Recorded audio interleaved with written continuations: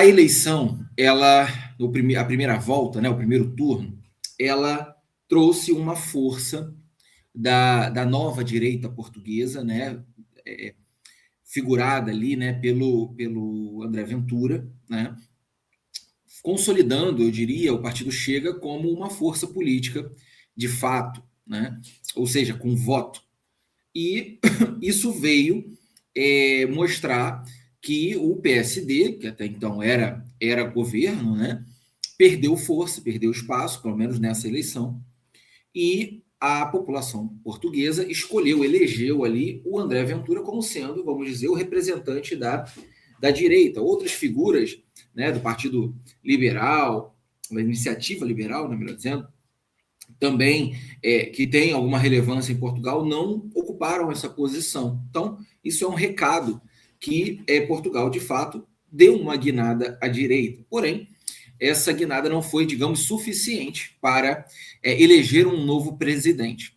E o PS, né, que é o Partido Socialista, elegeu António José Seguro, né, como o mais novo ali presidente de Portugal. Então, a primeira volta, né, o primeiro turno, ficou entre André Ventura e Antônio José Seguro.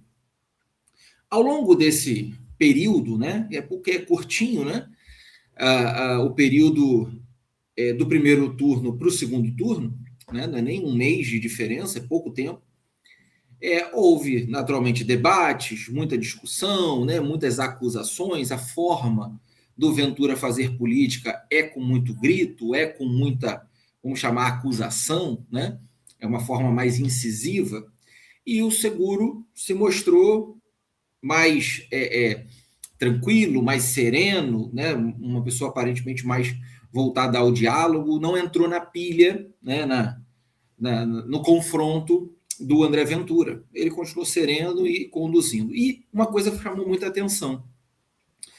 Os partidos mais à direita, que em tese, pela lógica, em tese, deveriam aliar ao candidato mais à direita, não fizeram isso.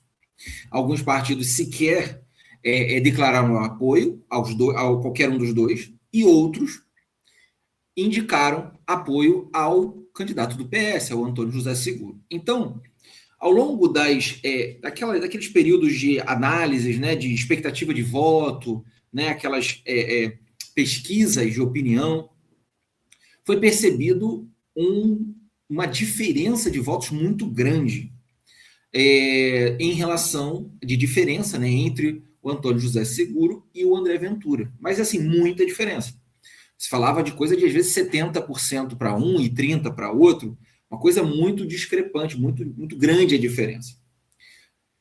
E isso me chamou a atenção, porque, em tese, era para haver um apoio, só que a forma, como eu disse, a forma que o André Ventura faz política é uma forma muito agressiva. E quem faz política batendo em todo mundo, né? Bate na direita, bate na esquerda, bate em todo mundo, até na sombra, na hora de uma segunda volta, de um segundo turno, que precisa de apoio, esse apoio não vem. E foi o que eu percebi. Ou seja, nem... Porque o que acontece? O político ou o partido pode direcionar o voto. Só que se a população não tem isso como referência, a população vota independente do candidato. Perfeito? O candidato sugeriu que votasse no candidato A. Mas a população, o anseio da população, faz com que ela nem ouça o candidato dela. E ela escolha, né, o candidato B. Não foi o que aconteceu. Não foi o que aconteceu. A população não acompanhou, não houve transferência de votos dos candidatos, né, da Iniciativa Liberal, do PSD, para o Chega. Não houve isso. Então, essa foi uma resposta muito grande do povo português ao Chega e ao André Ventura.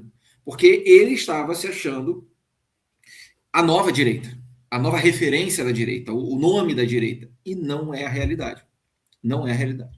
O povo português, ele ainda prefere um outro tipo de política e não esse tipo de política mais agressiva, mais ofensiva. Pelo menos foi o que as urnas mostraram. Foi uma vitória avassaladora, praticamente aí 60, o dobro de porcentagem, né? 66 0,8% dos votos para José Antônio Seguro, Antônio José Seguro, desculpa, e 33,2% para André Ventura.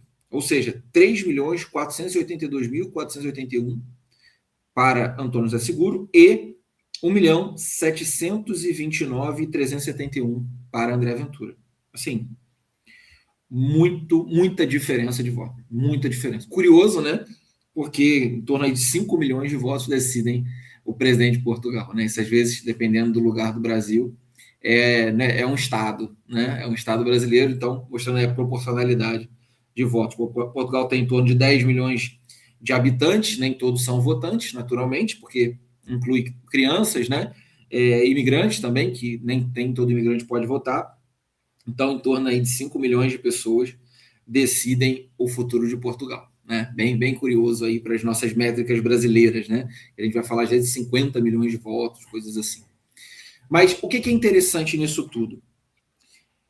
O plano de fundo dessa eleição foi o grande tema, o tema central foi o imigrante. Essa foi a grande pauta do Chega, né? Do André Ventura. O ataque ao imigrante ou à imigração, né? Isso muitas das vezes de uma forma muito generalizada, até descabida, injusta muitas das vezes. O tema imigração, ele é um tema relevante? É lógico que é. Ele é importante? É lógico que é. Ele pode mudar indicadores sociais de Portugal, segurança pública? Pode, é um fato. Só que praticamente virou esse o tema. E os outros temas, pouco debatidos.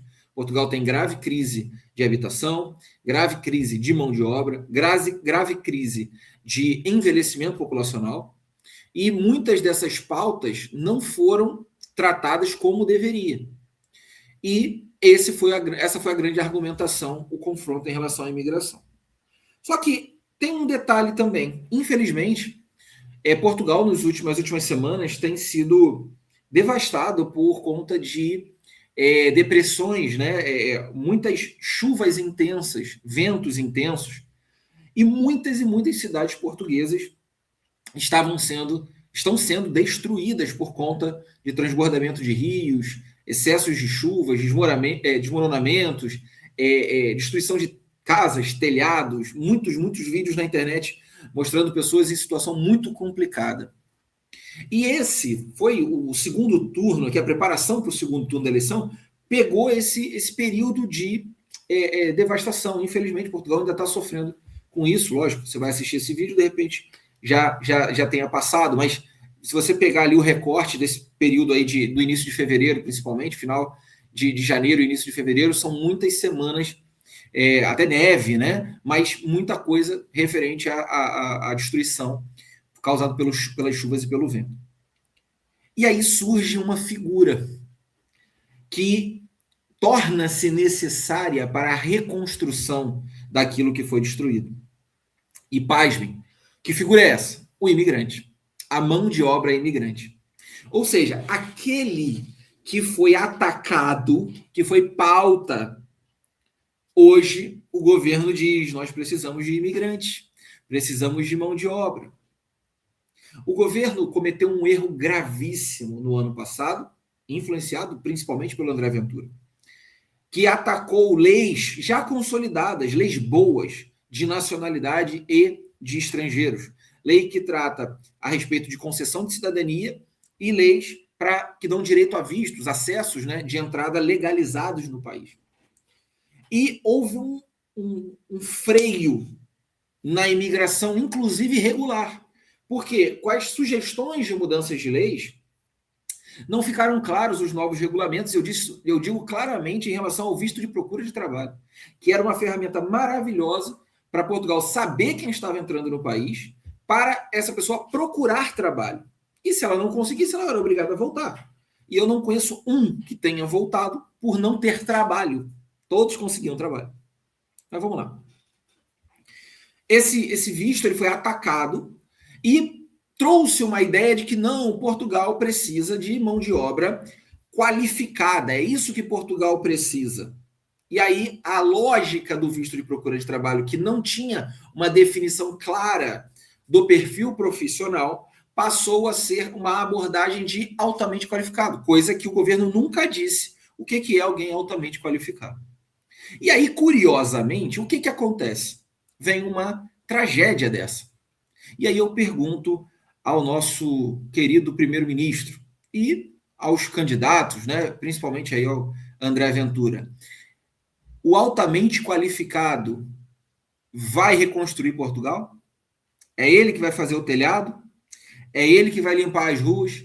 É ele que vai pintar as casas, reformar as casas? Ele que vai reconstruir pontes? Ele que vai reconstruir asfaltos destruídos? É o altamente qualificado? É o médico? É o engenheiro? É o... Se você quiser chamar alguém da área de TI, essas pessoas que vão reconstruir, entendam a estupidez. Um país, seja ele qual for, ele necessita de todo tipo de mão de obra. Todo tipo. Para mim, um açougueiro é alguém altamente qualificado. Sabe por quê? Porque o jeito que ele corta o boi lá, por exemplo, eu não sei. Para mim, um barbeiro é altamente qualificado. Sabe por quê? Porque ele corta o cabelo e eu não sei cortar como ele corta. Inclusive, já preciso cortar o meu de novo. O jeito que ele faz, eu não sei fazer. Para mim, ele é altamente qualificado. Então, entenda. O discurso político, a narrativa política, é a maior desgraça para um país. Porque ele atropela até o óbvio. Todo país precisa de mão de obra. A indústria, o trabalho da indústria, boa parte dele está na mão de pessoas que são imigrantes. Comércios, serviços, logística, boa parte disso, hotelaria, turismo, boa parte disso está na mão de turistas, de imigrantes. E aí, quando se fecha essa porta, como que ficam esses setores?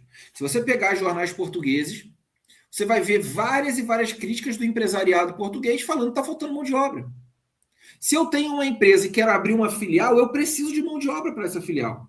E se eu não tenho mão de obra abundante, sabe o que vai acontecer? Eu vou ter contratado alguém que pode ser ineficiente, eu não vou ter com quem trocar. Porque eu preciso que seja eficiente. Eu preciso que haja concorrência para que eu possa contratar sempre os melhores. E isso é um ajuste do mercado natural em qualquer país. Só que não tem população nova nascendo. Não tem suficiente. Entenda, óbvio que nascem novos portugueses, óbvio. Filhos de portugueses, netos de portugueses, óbvio que nascem. Só que não é suficiente para a demanda de um país no século XXI, em 2026.